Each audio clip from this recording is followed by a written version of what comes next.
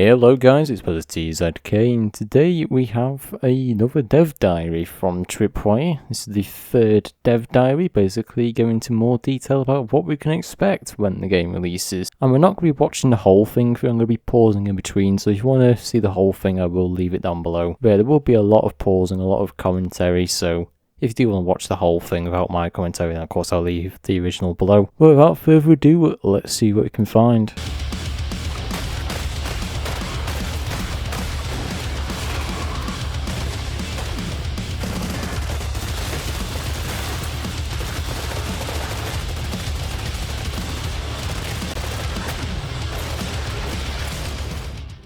What happens if Horzine essentially went unregulated?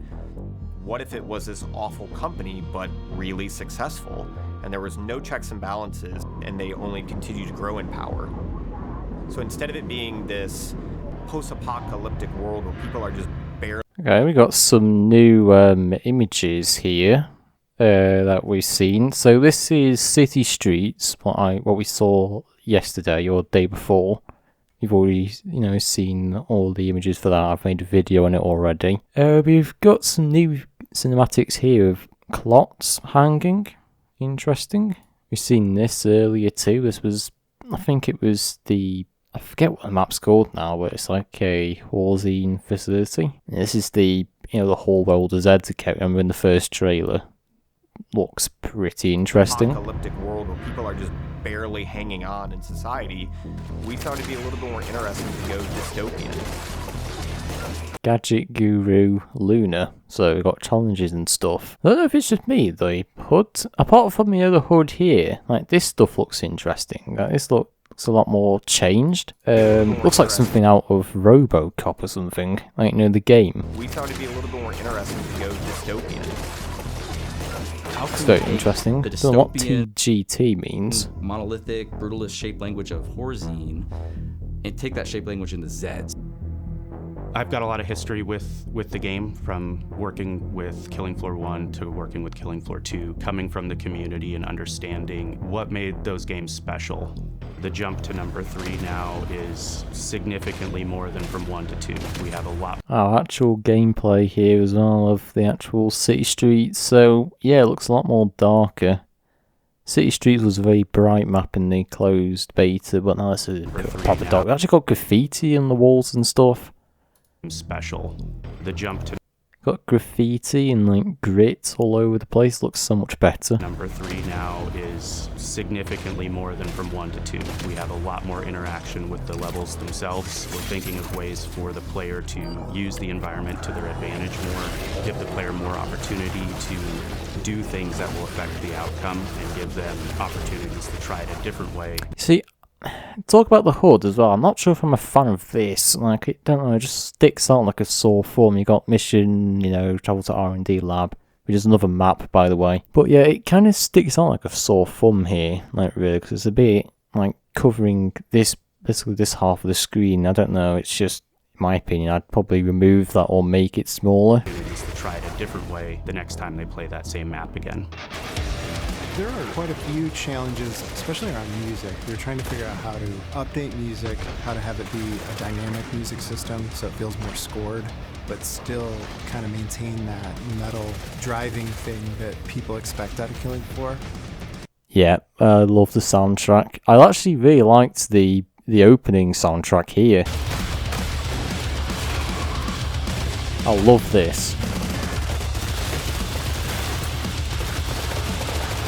Rocky Gray's work, as always. He's always putting out bangers. Of course, we can't forget about Synthetic either. And yeah, Killing Floor's soundtrack is definitely very special. I definitely introduced me to bands like Demon Hunter, Living Sacrifice, Fit for a King. Because of Killing Floor, I now listen to them like outside of Killing Floor. Yeah, and you see, as much as I would like Demon Hunter and all them bands to return, I'm not sure if they will, which is a bit of a shame, but Rocky Gray and Synthetic are still killing it with the soundtrack. To update music, how to have it be a dynamic music system so it feels more scored. Also, this is the Mountain Pass map. I think it was like Convoy or something. It's based off Mountain Pass. I don't know, it looks very different to me. I don't know why. Still kind of maintain that metal driving thing that people expect out of Killing Floor. It really helps convey to the player that sense of dread, that sense Oh, of... look at this. This is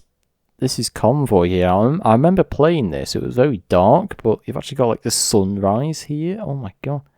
It looks just like Mountain Pass. I remember Mountain Pass is set at daytime. I think the sun was setting. It kind of gives you that, yeah, it does give you that sense of dread, like they say, because, the sun's going down, it's getting dark, and, you're going to be in the dark forest alone with Zeds. It's kind of feels like you're meeting your bitter end. sense of dread, that sense of intensity, helping you, your heart race. We were really lucky we were able to hire Rocky Gray as a full-time composer for Killing Floor 3. He scores a lot of horror movies. He just nails it, and he's also a metal musician. See, I don't know. I kind of prefer Convoy when it was darker, but this definitely looks really good. I love the sunset. That'll be a great image. Movies. He just nails it, and he's also a metal musician. He was the drummer in Evanescence, and he's just kind of amazing.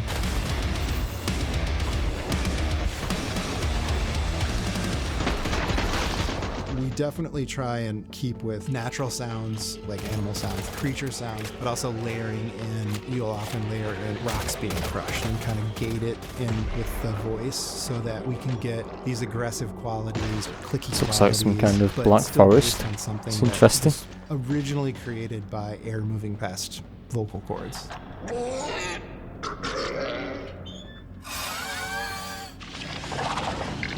It's nice, although you probably won't likely hear those sounds like when you're actually shooting in combat with all the sounds going on, but it's nice detail. From Tripwire by now. We want you Ooh, it's a to new map. play that game and enjoy playing that game for as long as possible. Post-launch support, there should be a lot. For everything So that's the new map. We'll get onto that in a minute, but that's the new map, which they revealed at PAX about a month or so ago. I think it was the Jungle Prison map. It's like it's very jungle island kind of map. It actually looks quite gritty as well. This is the outside of it. The only thing we saw so far was the concept art for it, but this looks pretty good. Very interesting. Post-launch content subject to change, launch so support, keep that in there should mind. be a lot. For everything we release with the The game, UMP 45, I think it was, or a Heckler and Koch UMP. I don't know how to pronounce German words, but yeah, very interesting. for everything we release with the It's a pump action shotgun. Oh, it's actually got proper details, like the hammer, like the firing pin. So much detail gone into this as well. This looks like it's been ported over to Killing Floor 3 from Killing Floor 2, but either way, I don't mind that much. thing we release with See, this shotgun, it could either be a Dragon's Breath, or it could be a regular shotgun, who knows. the game, we should be able to expand on and A provide double more. barrel. Nice, so I'm guessing with that they're demonstrating the tight choke and the widespread The game we should be able to versions, which is my guess on Killing Floor 2. So here the pellets are a lot more grouped together when you fire them. Basically means travel further, hit more targets, and then the widespread is for close range. You can hit more targets up close. I think we actually saw a reload animation where you had the finger over one of the rounds to With the prevent it game, from we should be falling able to out. Yep, and then the load one in here. So if you end up shooting just one shell, then you can just eject that shell and put another one in without wasting the other one. Pretty interesting, the partial reload. Expand on and provide more of. That should be more enemy types. More bosses. Motion capture. Hello, is this Stalker? Stalker has some dodging should be more animations and it's all mo-capped, which is cool. This guy looks very funny. enemy types. This is the actual Stalker. Very interesting. So she's got, the Patriot claws, something in her feet, probably for balance. Is that like, I just noticed her hands split off here. So you've got like one hand going here, another hand going here. It's like one hand which splits into two. That is weird. It's got multiple fingers as well. Got more than 5. Bosses, more environments. Ooh, some concept art we never saw. So this is what we saw at PAX. This wasn't. You can see the characters on here too. You got, Foster here. There's an X marking this person, but we don't know who that is. Yeah, there's quite a few people here. Can you see this guy with the beard? He's got an X over his face. looks like this woman also has an X over her face. There's a few people who've been crossed out, but we've got the actual characters themselves on here as Scully. There's a handprint, some images here. This is probably how they're going to introduce Scully in the game. And there's some wires coming down here, probably some torture method. I'm guessing somebody was probably tortured for answers, you know, judging by the chair and the electrical stuff. It's a lot of the little details that we've added to just really sharpen the experience and just really make it smooth and slick and just hella fun to kill these genetic freaks.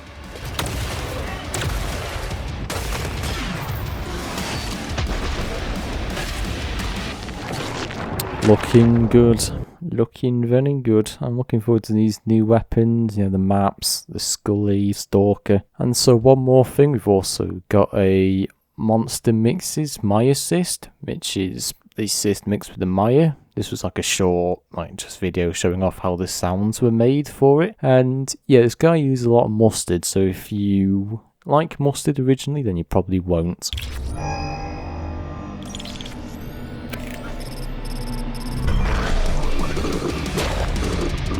Hi, I'm a sound designer at Tripwire Interactive. I create sounds for weapons, attacks, and environments in Killing Floor 3. But my favorite creations are monsters. Today I'm going to show you exactly what it takes to make the voice of a foul and twisted monstrosity we call the MireCyst. Mustard. Mustard? Perseverance. Gotta keep going. 2 lunches. Ah, that was real. And repetition.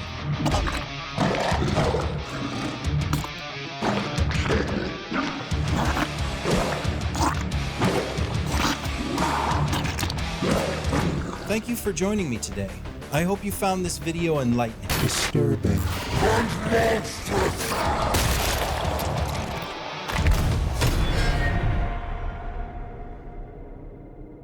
So yeah, I hope you're not a fan of mustard, because now you won't be. Luckily I don't eat mustard, so I'm fine. But yeah, just a interesting little bit of behind the scenes, you know, how sounds are made. Always very interesting to see these, like how you actually make the sounds of like Zeds and stuff. But yeah, this is it for me. If you want to keep up to date with latest Killing Floor 3 news, or you like Killing Floor in general, then don't forget to like, subscribe, you know, to join Discord, do all that stuff. And I'll see you all in the next video.